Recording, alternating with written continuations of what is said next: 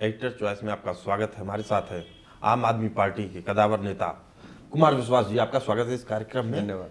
आपको दुख नहीं होता है कि कहीं आप मुख्यमंत्री बनने वाले थे, मुख्यमंत्री पद के उम्मीदवार बनने वाले थे, लेकिन बाजी मार लेंगे किरण बेदी? नहीं नहीं, ऐसा नहीं है। किरण बेदी जी के लिए दुख होता है। 40 वर्ष की तपस्या उन्होंने जो अपनी की थी, तो अब वो शुद्ध राजनीति के दिल्ली की विपरीत। मुख्यमंत्री पद की उम्मीदवार बन गई है। बीजेपी जैसे पार्टी से उनका इतना बड़ा संगठन, इतनी बड़ी पार्टी है, और आप ये ऐसे है जैसे कर्ण को अंग प्रदेश का राजा बना देना। अभी तो वो बनी भी नहीं है, अभी तो सारे सर्वे हमारे पक्ष में है। बहुत ही दुख होता है उनको लेके। एक बड़ी छवि थी उनकी, देश की बेटी कैसी हो, किरण बेदी जैसी हो। जब वो बोलती थी सीबीआई इंडिपेंडेंट चाहिए हमको, पूरा दिल्ली ताली बजाता था, सीबीआई इंडिपेंडेंट, और लोग कहते थे क्या बोल रही हैं।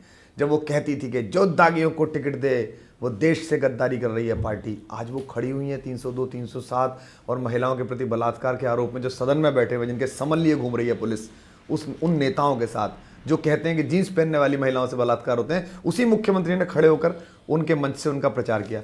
तो मुझे उन्हें लेकर दुख होता है। देखिए, आपकी छवियाँ वर्षों में गढ़ी जाती हैं। मैं आज हिंदी कवि सम्मेलन में यहाँ तक पहुँचा हूँ तो इसके लिए मुझे 20-22 वर्ष लगे हैं। 100 रुपये से मैंने कविता पढ़नी शुरू की, बिना शीशे की रोडवेज की बस में सफ़र करके। तब मैं यहाँ पहुँचा हूँ कि मैं चार्टर प्लेन से भी मुझे कई बार लेकर लोग जाते हैं और दुनिया के दूसरे कोने में जाते हैं। मैं कह रहा हूँ कि जो रणनीतिक कमियां दिखाई देती हैं आम आदमी पार्टी में, पहले मुकाबला हो रहा था केजरीवाल बनाम मोदी। बीजेपी ने जैसे ही किरण बेदी को उतारा, उनको भारी पड़ गया। केजरीवाल बनाम किरण बेदी मुकाबला हो गया। अब केजरीवाल जी का कद नीचे हो गया। आपको नहीं लगता है कि अगर दिल्ली प्रदेश में किसी और को मुख्यमंत्री पद के तौर पे पेश किया जाता तो ज़्यादा बेहतर होता, या मुकाबला राष्ट्रीय स्तर का होता? देखिए, दो बातें अलग अलग है इसमें। एक बात तो यह है कि मुकाबला किससे? मुकाबला भ्रष्टाचार से है, मुकाबला राजनीतिक अशुद्धियों से है। दूसरा, जब से ये चुनाव की प्रक्रिया प्रारंभ हुई है, 1 वर्ष लंबित की सरकारों ने इस चुनाव को। 1 वर्ष में किसी चैनल के किसी सर्वे में एक दिन के लिए भी देश का कोई भी नेता दिल्ली मुख्यमंत्री पद की चॉइस में अरविंद से ऊपर नहीं आया। 4% हो, चाहे 10% हो, चाहे 12% हो, सदा वो ऊपर रहा। यानी कि दिल्ली में एक निर्विवाद स्वीकार्यता प्रथम मुख्यमंत्री की उसकी रही कि वो पहली चॉइस है। हाँ, कई बार पार्टी ऊपर चली गई, भाजपा ऊपर चली गई, आम आदमी पार्टी नीचे आ गई। लोकसभा चुनाव के तुरंत बाद ऐसा हुआ जब सर्वे आप लोगों ने कराए, लेकिन उसमें भी अरविंद केजरीवाल लोगों को चाहिए एज ए चीफ मिनिस्टर।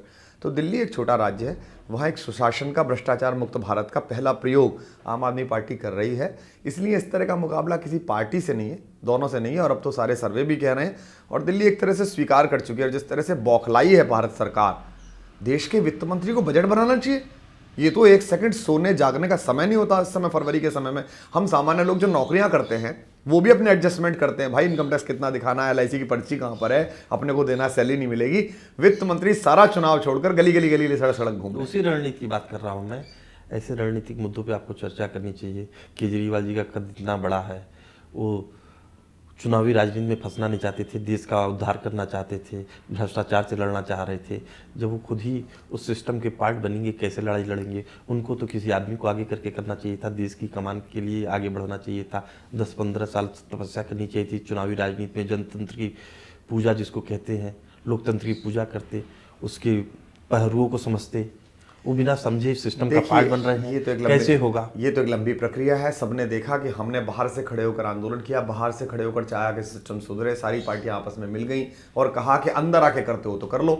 तो हमने इस चुनौती को स्वीकार किया। अन्ना हजारे जी ने इसके लिए प्रेरित किया। जंतर मंतर से खड़े होकर उन्होंने कहा कि आओ, अब क्रांतिकारण जो है वो इसी राजपथ से बनेगा। जनपद और राजपथ दोनों जगह लड़ेंगे। हम अंदर गए।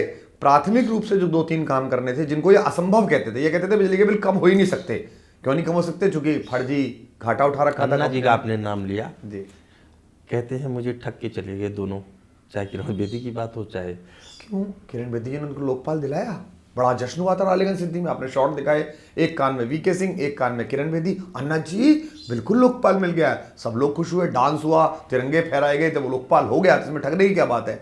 हम तो उस जन लोकपाल के लड़ रहे हैं जो रामलीला मैदान में था। एक VK सिंह, उन्हें प्रतिफल मिल गया उस षड्यंत्र का। एक किरण बेदी, वो षड्यंत्र के प्रतिफल की प्रत्याशा में उन्होंने अपने सारे सिद्धांत बेच दिए, अवसरवाद की पराकाष्ठा की उन्होंने।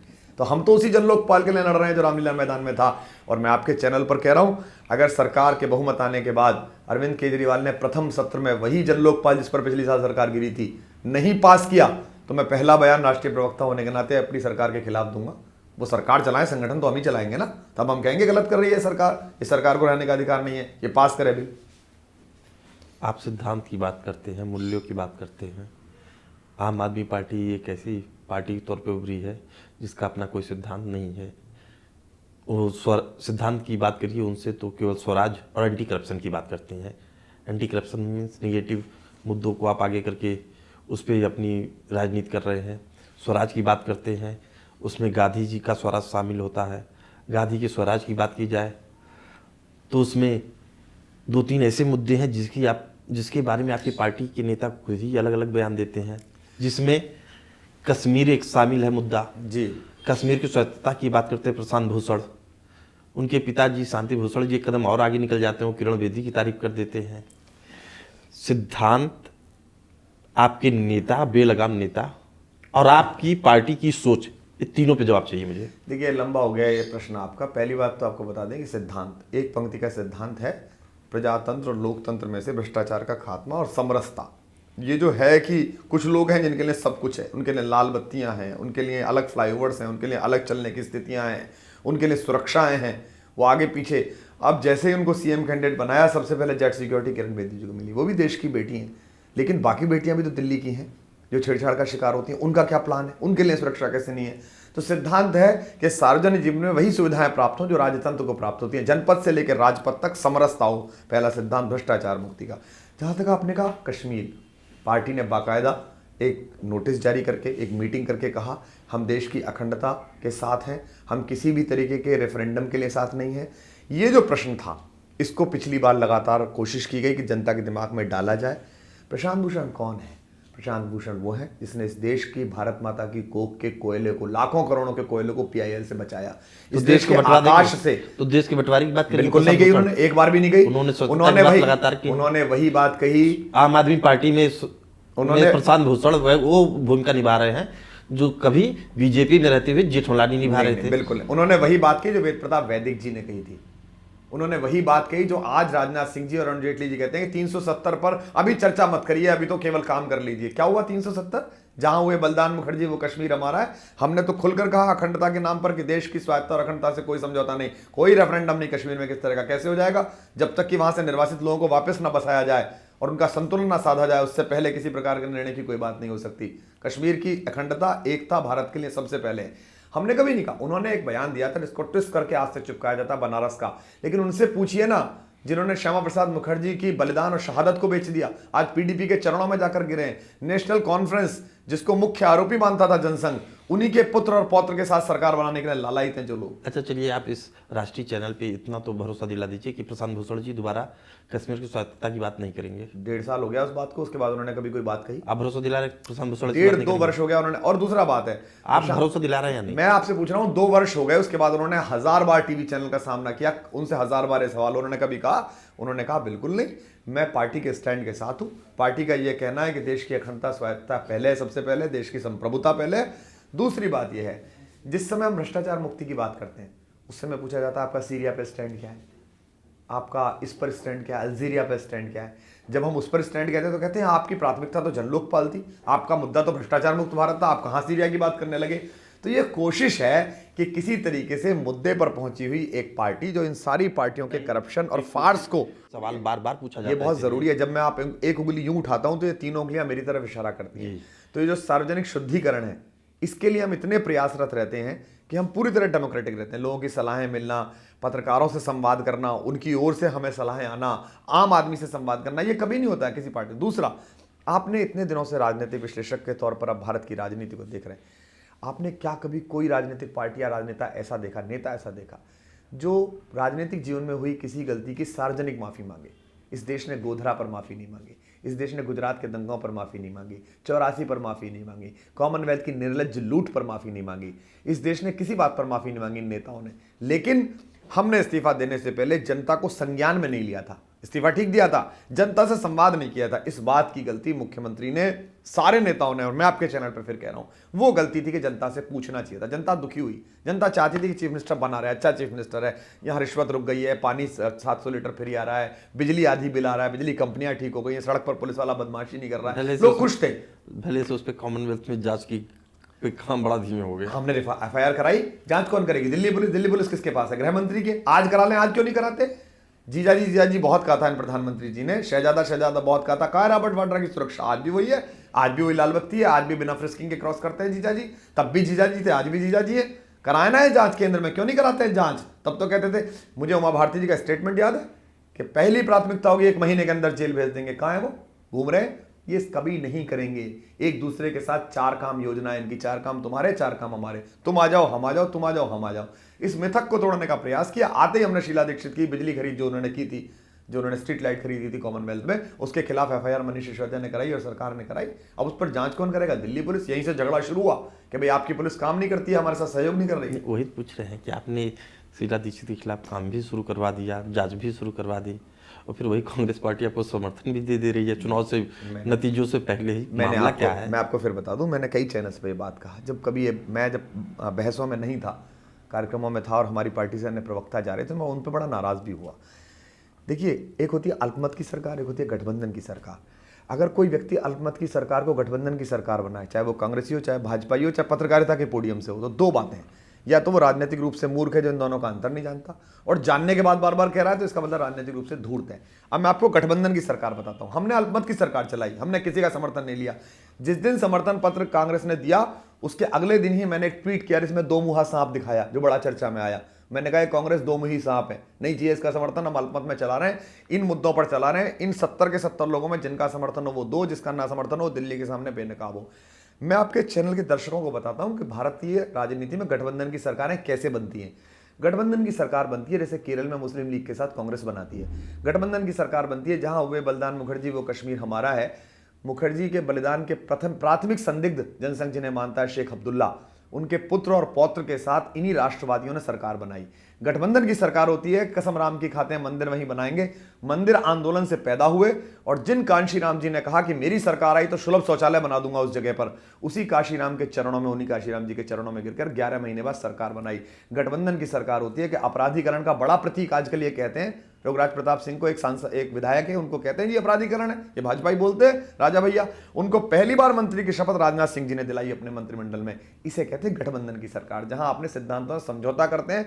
और गठबंधन की सरकार होती है बाप बेटी की सरकार, बाप बेटी की सरकार। महबूबा मुफ्ती और सईद साहब के बोलने वाले प्रधानमंत्री जी आज राम माधव को भेजे हुए हैं कि चरणों में गिर जाओ, बस PDP के साथ सरकार बना लो। इसे कहते हैं गठबंधन। हमने कोई गठबंधन नहीं किया, एक पद नहीं दिया, उनसे संवाद नहीं करा, उनसे मांगा नहीं, कोई पत्र नहीं लिखा, हमने उपराज्यपाल को नहीं कहा कि इनका हमारे साथ समर्थन है। वो बेगानी शादी में अब्दुल्ला खुद नाचने आए, हमारा समर्थन है, हमारा समर्थन है। हमको राज्यपाल ने कहा कि आप सरकार बनाइए। हर्षवर्धन जी ने ट्वीट करना शुरू करा, सबने क्यों भाग रहा है केजरीवाल, अब बनाए सरकार, बनाए सरकार। हमने कहा लो, जनता से पूछा, 10 दिन तक 287 सभाएं करी, जनता ने कहा साहब बनाइए, 24 घंटे में गिरे, 48 घंटे में गिरे, करके दिखाइए। हम आए, हमने 24 घंटे में बिजली फ्री करी आधी, हमने 24 घंटे में पानी 700 लीटर फ्री करा, हमने जो नियुक्तियां अनियमित थी उनके लिए एक आयोग निर्मित कर दिया, झुग्गी बस्तियां जो थी उनके लिए काम शुरू कर दिया।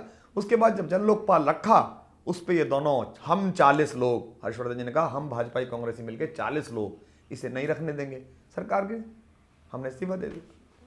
हमारी बातचीत जारी रहेगी, चलते हैं एक ब्रेक पे।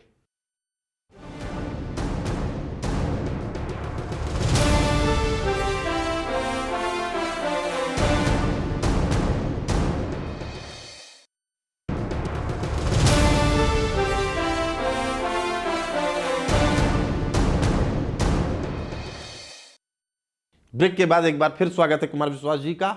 आप राष्ट्रवादी रहे हैं, देशभक्त रहे हैं, आपकी कविताओं में झलकता है राष्ट्रवाद। और आज की केजरीवाल की राजनीति देख ली जाए तो केजरीवाल जी कहीं ना कहीं उससे समझौता करते दिखते हैं। उसमें एक चीज़ था, पहले मैंने बात की थी प्रशांत भूषण जी की, तो अब उनके पिताजी आ गए हैं शांति भूषण जी, किरण बेदी जी की तारीफ कर देते हैं। अहम मुद्दों पे कहते हैं क्यों नहीं चर्चा करते हैं केजरीवाल जी। तो क्या लग रहा है, खिसक रहे हैं क्या ये लोग? देखिए, पहली बात तो हमारी पार्टी के संविधान को मैं चाहता हूं दर्शक भी पढ़ें, नेट पर उपलब्ध है। उसमें साफ लिखा हुआ है कि किसी परिवार का एक ही व्यक्ति पार्टी के प्राथमिक बड़े पदों पर रहेगा। तो शांति भूषण जी पार्टी के सदस्य नहीं है, वो पार्टी के सिंपैथाइजर हैं, पार्टी के सद्भाव रखने वाले व्यक्ति हैं। और ऐसे हर व्यक्ति की, जो हम तो सामान्य आदमी की बात भी मानते हैं, वो तो बड़े हैं, बुजुर्ग हैं, उनके राष्ट्रवाद में कोई कमी नहीं है। यही वो व्यक्ति हैं जिन्होंने आपातकाल में इंदिरा जी के अहंकार के खिलाफ कोर्ट में खड़े हुए, जो देश के कानून मंत्री बने, भारतीय जनता पार्टी के राष्ट्रीय कोषाध्यक्ष रहे और बाद में भाजपा इन्होंने छोड़ी, तो उनके राष्ट्रवाद में कोई कमी नहीं है। अगर उनमें अरविंद से बेहतर अजय माकन लगते हैं तो ये उनकी व्यक्तिगत पसंद है। जैसे ही उन्होंने बयान दिया, 15 मिनट बाद प्रशांत भूषण जी ने आप बाहर आकर बयान दिया कि ये मेरे पिता का निजी बयान है, मेरी इसमें कोई सहमत नहीं है, अरविंद हमारे निर्विवाद मुख्यमंत्री के उम्मीदवार हैं। और देखिए, बार बार जब आप कहते हैं कि अरविंद केजरीवाल की लीडरशिप, अरविंद केजरीवाल के प्रति वो, मैं एक दूसरी बात मजाक में अरविंद से कहता हूँ, हर रोज मजाक में करता हूँ, जब भी कोई बात करता है मैंने कहा सभ्यता से बात करा करो, तुम क्षेत्रीय नेता हो, एक छोटे से प्रदेश के मुख्यमंत्री पद के प्रत्याशी हो, हम लोग राष्ट्रीय नेता हैं पार्टी के, हम राष्ट्रीय प्रवक्ता हैं। तो दिल्ली में एक सुशासन का मॉडल हो, और इसी से भाजपा डरी हुई है। भाजपा को लगता है कि अगर इसने करके दिखा दिया, पहला भ्रष्टाचार मुक्त राज्य जो 49 दिनों में हुआ था, तो फिर आपको भी भ्रष्टाचार मुक्त अपनी सरकारें करनी पड़ेंगी, और ये आएगा, ये रुकेगा नहीं, ये करना ही पड़ेगा। ये सहजता बहुत अच्छी बात है। मैं यही कह रहा हूँ कि ये सहजता कहीं गले की हड्डी न बन जाए। इतनी सहजता होते होते होता है कि अगर अच्छी पार्टी, अच्छा नेता है तो दिल्ली तक न सिमट के रह जाए। यही बात मैं कह रहा हूँ कि केजरीवाल अपनी भूमिका बढ़ाना क्यों नहीं चाहते हैं? क्या उनको सत्ता का लोभ है? वो दिल्ली के मुख्यमंत्री दिल्ली का कौन होगा? केजरीवाल ही। बिल्कुल। तो आपको क्या लगता है कि वो फिर आगे कुछ कर पाएंगे दिल्ली में? कहेंगे कि केंद्र की राजनीति, केंद्र की सरकार हमें सपोर्ट नहीं कर रही है, जैसे पिछली बार भी हुआ। देखिए, नरेंद्र मोदी गुजरात में मुख्यमंत्री थे, और जब इस बार चयन हुआ तो इस बात में बड़ी भूमिका थी पूरे देश में कि उनको शासन आता है। बार बार वो ये कहते थे मैंने चला के दिखाया, मैंने डिलीवर करके दिखाया। हालांकि वो गुजरात का विकास जो है वो मिस्टर इंडिया की तरह था, उसकी चर्चा बहुत थी, दिखाई नहीं देता था, पत्रकार पहुंचते नहीं थे, हम जाते थे तो गुजरात का विकास ऐसा था कि हम ही करेंगे और हम ही देखेंगे, तुम मत आ जाना देखने। हम तो देखने भी गए थे तो पत्थर वत्थर मार के वापस फेंक दिया। दिल्ली राष्ट्रीय राजधानी है, नोएडा में सारे चैनल हैं, लगातार कैमरे घूमते हैं, विजय चौक पर 25 वो भी खड़ी रहती हैं। दिल्ली में अगर कुछ नया होगा, दिल्ली में कुछ अद्भुत होगा जो देश में नहीं होता, भ्रष्टाचार मुक्त होगा, तो ये लगातार चर्चा बनेगी और इस सुशासन का कंपटीशन आ जाएगा। इन पार्टियों ने भ्रष्टाचार का तो बहुत कंपटीशन करा है, हमने इतना खाया, तुमने इतना खाया, आओ एक बार सुशासन का कंपटीशन करके देखें। तो दिल्ली में जो अरविंद केजरीवाल की सरकार आ रही है वो लोकतांत्रिक हित में है। जहां तक आप बाहर निकलने की बात कहते हैं, मुझे लगता है कि बाकी सारे साथी हैं, मैं स्वयं इस जिम्मेदारी को लेने की स्थिति में हूँ। मनीष अगर सरकार में गए तो बाकी और दूसरे साथी हैं जो इस जिम्मेदारी को उठाएंगे। पंजाब हमारा अगला लक्ष्य है, हमने 4 सांसद वहाँ से जीते और 4 सांसद हमारे बहुत थोड़े मार्जिन से हारे। 13 में से 8 सीटों पर हमारी सबसे महत्वपूर्ण टक्कर रही, 1-1 हम रहे, हम नंबर 1 रहे प्रतिद्वंदियों में भारतीय जनता पार्टी अकाली के खिलाफ। उनके खिलाफ 10 साल का एंटी इनकम्बेंसी है। उत्तरांचल में हम काफ़ी महत्वपूर्ण भूमिका निभाने की स्थिति में हैं। इन विधायकों के सहारे राज्यसभा में एक नंबर लाने की स्थिति में है कि हमारे पास 10-12 लोगों का एक प्रेशर ग्रुप हो जो सरकार और विपक्ष की मिली भगतों को उजागर करता रहे और देश के हित के लिए काम करता रहे। ये एक सतत प्रक्रिया है। एक ऐसी पार्टी 3-3 हज़ार 5-5 हज़ार करोड़ के चंदे वाली पार्टियों के सामने एक 20 हज़ार का डिजिटल चंदा रखने वाली पार्टी जिसको लोग 100 रुपये देते हैं, 500 रुपये देते हैं, इंटरनेट पर तुरंत लग जाता है, वो शुचितापूर्ण काम करती है। और दूसरा, जब आप सफ़ेद कमीज पहनते हैं तो बार बार आपके ऊपर गिरा हुआ एक छोटा सा पत्ता भी, एक छोटा सा टूटा हुआ बाल भी लोगों के संज्ञान में आता है। लेकिन जब आप काली कमीज पहनते हैं तो फिर कुछ संज्ञान में नहीं आता है। तो ये भारतीय राजनीति की जो काली कमीजें हैं, इनकी तुलना में ये जो आम आदमी पार्टी की सफ़ेद कमीज है, इसकी परिरक्षा बहुत महत्वपूर्ण है। ये जितना ज़्यादा खुद को संभाल के चलेगी। भाजपा का निर्माण क्यों हुआ?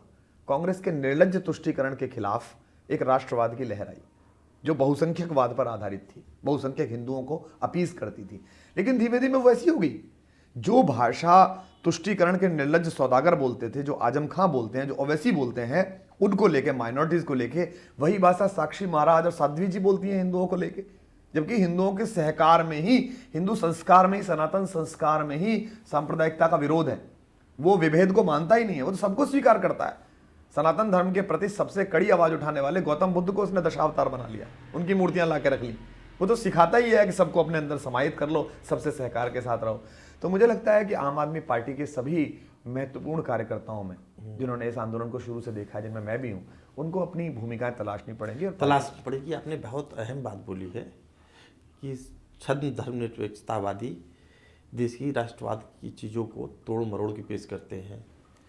कई बार अपराध होते हैं या कुछ ऐसी घटनाएं होती हैं तो तुष्टीकरण की नीति अपनाई जाती है। तो क्या आप आम आदमी पार्टी की तरफ से ये भरोसा दिलाते हैं कि कानून व्यवस्था की बात आएगी तो तुष्टीकरण की नीति नहीं अपनाएगी, मेरिट पे न्याय किया जाएगा? निश्चित रूप से। देखिए क्या है, जब भ्रष्टाचार होता है, जब आरटीओ ऑफिस में जाते हैं तो वो ये नहीं कहता दलाल। मैं सांप्रदायिक दंगों वही की बात कर रहा हूँ, दंगों की बात भी कर रहा हूँ। दंगों की बात इसलिए कर रहा हूँ, दिल्ली में दंगे होते हैं और आपकी पार्टी एक अल्पसंख्यक समुदाय की तरफ खड़ी होती हैं बिना मेरिट और डिमेरिट किए हुए। नहीं, दिल्ली में दंगे हुए त्रिलोकपुरी में सबसे पहले पहुंचने वाले में हमारे विधायक लोग रहे, हमारी पार्टी के नेता रहे, जिन्होंने कहा दंगा नहीं होना चाहिए, और लगातार सभाएं करी। 16 सभाएं उस विधानसभा में हुई जो दोनों समुदाय के लोगों को बिठा के हुई। ये नेता में किसी में साहस ही नहीं। नेता डरता है। अरविंद केजरीवाल नहीं डरा जाते सब। अरविंद केजरीवाल गया, चौराहे पर बैठा, दोनों तरफ के लोग बुलाए, भैया ये तो गलत कर रहे हैं आप। क्योंकि क्या होता है, देखिए प्रसून, जब आप आरटीओ कार्यालय जाते हैं, जो दलाल आपका ड्राइविंग लाइसेंस बनवाने के पैसे लेता है, वो ये नहीं पूछता कि आपका नाम मोहम्मद अकरम है या प्रसून जी है। वो कहता है कि दलाली तो लगेगी। भ्रष्टाचार सब तरफ है, उससे ध्यान हटाने के लिए सांप्रदायिकता की जाती है। हमारे एक दोस्त हैं, बरेली के शायर हैं, शारिक कैफी, उनकी 4 लाइनें हैं कि अगर हाथों से उम्मीदों का शीशा छूट जाता है तो पल भर में ही ख्वाबों से भी पीछा छूट जाता है। अगर हम लोग थोड़ी देर लड़ना भूल जाते हैं, सियासी सूरमाओं का पसीना छूट जाता है। दिल्ली में मॉडल अमित शाह क्यों फेल हो गया? क्यों दिल्ली में आम आदमी पार्टी की सरकार बन रही है?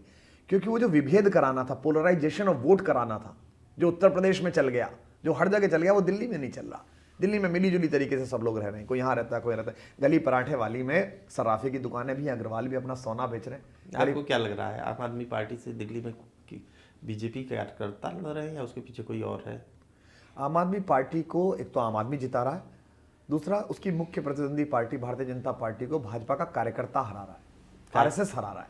संघ के कार्यकर्ताओं, संघ के जो स्वयंसेवक हैं, लाखों की तादाद में, उनको आदेश ही नहीं मिला इस बार। मेरे उनके विभाग के स्तर के सारे स्वयंसेवकों से संवाद है, मैं बातचीत करता रहता हूँ, मुझसे पुरानी बातचीत हैं। उनको साफ संवाद दिया गया कि आप इस बार काम नहीं करेंगे। यही कारण है कि रैलियां प्रधानमंत्री की खाली गई हैं, वरना संभव नहीं था। संघ जब उठा लेता है काम को कंधे पर तो करके निपटाता है। उसके इतने अनुषंगिक संगठन है, शक्ति वाहिनी है, दुर्गा वाहिनी है, विद्यार्थी परिषद है, अधिवक्ता प्रकोष्ठ है, इतने सारे। मैं केवल एक बात समझना चाह रहा था आपसे कि जो राष्ट्रवादी सोच है संघ की, उससे आप इत्तेफाक रखते हैं? देखिए, मैं भारत के चश्मे से दुनिया देखता हूँ। भारत के सहमति के साथ जो है सब, मैं सबसे सहमति रखता हूँ। मुझे सब में कुछ ना कुछ अच्छा लगता है। मुझे इस्लाम की जो इबादत की परंपरा है, जिसमें एक सफ में लोग खड़े हो जाते हैं, एक लाइन में, एक बड़ा आदमी, आप आज चैनल के सबसे शीर्ष पोजीशन पर हैं। आपके यहाँ एक ड्राइवर होगा बाहर ट्रांसपोर्ट में जो गेस्ट को लाता है, लेकिन अगर आप मुसलमान होते और आप अपने ऑफिस से जुमे की नमाज पढ़ने जाते तो वो आपकी बगल में आकर खड़ा हो जाता और आप इसे गर्व से महसूस करते। ये हमारे यहाँ नहीं है। आप कई मंदिरों में जाइए, अलग अलग जगह, मैं पूरी बात कर लूँ, मैं उससे भी प्रभावित हूँ। इकबाल कहते हैं, एक ही सफ में खड़े हो गए महमूद व अयाज, ना कोई बंदा रहा और ना कोई बंदा नवाज। मैं आरएसएस के प्रारंभिक अनुशासन से बहुत प्रभावित हूँ। 6 बजे उठकर सूर्य नमस्कार करना छोड़िए, भगवान ना मानते हो सूर्य को, ऊर्जा का स्रोत मान लीजिए। विटामिन डी की कमी हो जाती है, डॉक्टर लिख के भेजता है, डॉक्टर साहब मैं जाता हूँ यार, प्रॉब्लम हो रही है, कुमार साहब मुझे लग रहा है विटामिन डी की कमी होगी, आप बहुत पैर वैर दबा रहे हो अपने खुद ही, तो आप ये जरा 2 गोलियां ले लिया करो। काय को 2 गोलियां ले, सुबह उठ के सूर्य नमस्कार कर। अब सूर्य नमस्कार करने से अगर मैं सांप्रदायिक हो रहा हूँ तो भैया ये तो उन्हीं की बुद्धि का दोष है जो इसे सांप्रदायिकता मान रहे हो। पूरी दुनिया को ऊर्जा देता है सूर्य, सोलर एनर्जी चला रहे, तो अगर सुबह उठ के प्रातः स्मरण में हो रहा है सूर्य नमस्कार, तो मैं संघ की बहुत सारी चीजों से सहमत हूँ। लेकिन जैसे वो कहते हैं कि प्रभो शक्तिमन हिंदू राष्ट्रांग भूते, मैं कहता हूं इसकी ऊ की मात्रा हटा दो, हिंदू राष्ट्रांग भूते मत करो, इसे करो प्रभो शक्तिमन हिंद राष्ट्रांग भूते। ये भारत राष्ट्र है, पतत्वेषु कायो नमस्ते नमस्ते। इसके लिए मेरी काया अगर गिरती हो, इस माता भूमि, इस भारत माता के लिए काम भी आती हो, तो उसके लिए मुझे नमस्कार है भारत माता का। तो मैं उस भारतीय उस हिंदू की परिभाषा को, जिसको सुप्रीम कोर्ट के इतने जज ने भी स्थापित किया कि आर्ट ऑफ लिविंग है, उससे इत्तेफाक नहीं रखते हैं। नहीं, मेरा कहना यह है कि एक संस्कार है जीवन जीने का।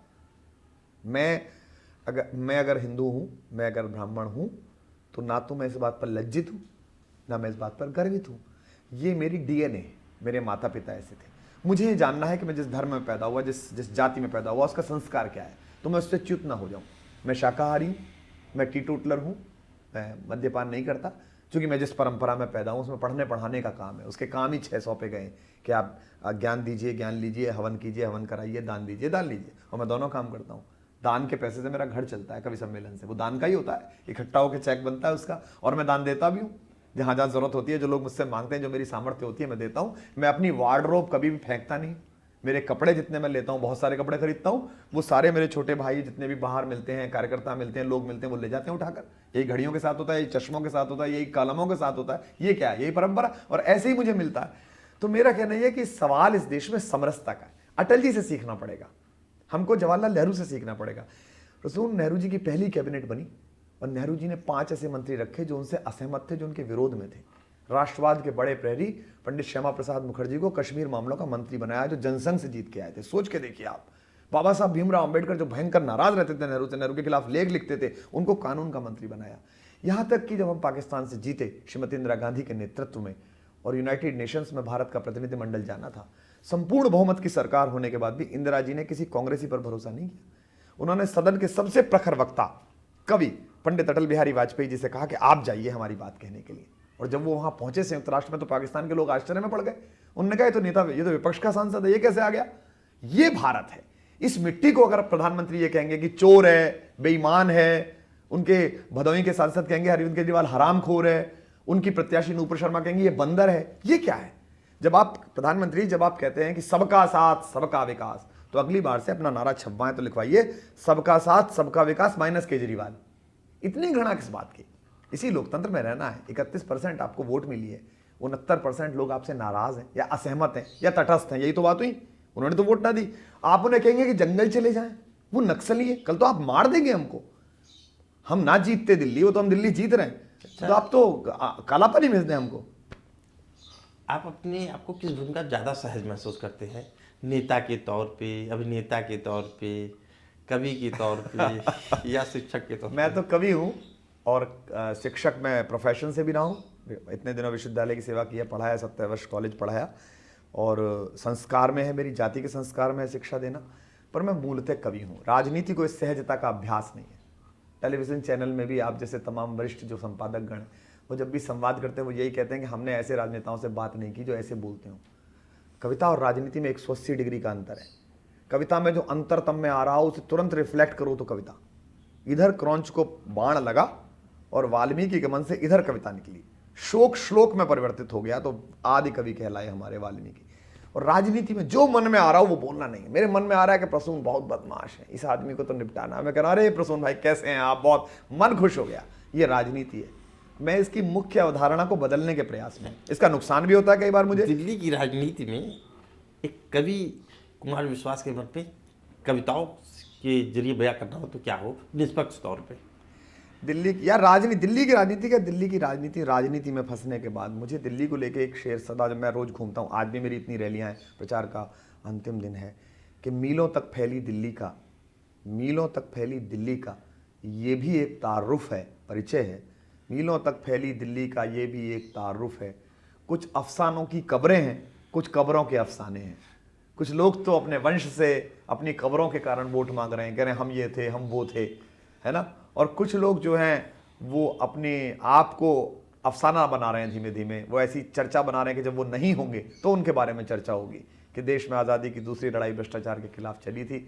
कुछ लोग सारी चीज़ों से अलग होकर सबका विरोध लेकर, कहना आसान है, ये बहुत कहना आसान है कि सबका विरोध, लेकिन एक सामान्य आदमी के घर पे जब धमकियाँ आती हैं, जब उसके पुराने कवि सम्मेलन के एडिट करके वीडियो को पेस्ट किया जाता है, सोच के देखिए।